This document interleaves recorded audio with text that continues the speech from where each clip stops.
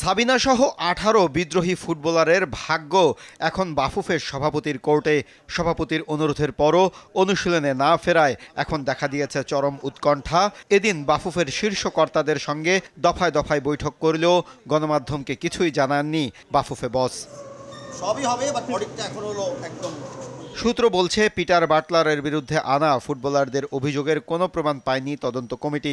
সভাপতির কাছে পাঠানো রিপোর্টে কি আছে তা জানা না গেলেও হার্ড লাইনে যাচ্ছে বাফুফে। যার যার ভালো তাকে বুঝতে হবে।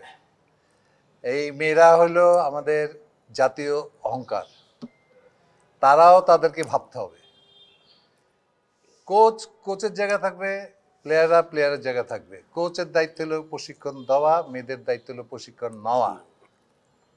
যার যার ইমেজ তাকেই ধরে রাখতে হবে। এটা আমার মনে হয় খুব তাড়াতাড়ি সমাধান হয়ে যাবে। দুজনে ভুল বুঝবে এবং সমাধানটা খুব তাড়াতাড়ি হবে। ভুল বুঝাবুঝি হইতেই পারে, আমরা চলতে ফিরতে জীবনে অনেক ভুল বুঝাবুঝি হয় না? সেই ভুল বুঝির সমাধানও তো আছে, অবশ্যই এটা সমাধান হয়ে যাবে। একটু গ্যাপ ছিল, তো গ্যাপটা পূরণ হয়ে যাচ্ছে। মেয়েদেরকেও বুঝতে হবে, কোচকেও বুঝতে হবে, আমরা তো চেষ্টা করি। দিনভর গুঞ্জন ছিল ক্যাম্পে থাকা 12 ফুটবলারের সঙ্গে চুক্তি সেরেছে বাফুফে। তবে বিষয়টি এখনো চলমান প্রক্রিয়ায় আছে বলে জানান এই কর্তা। কথা আগাচ্ছে, আমরা একসাথে সব সিদ্ধান্ত নেব।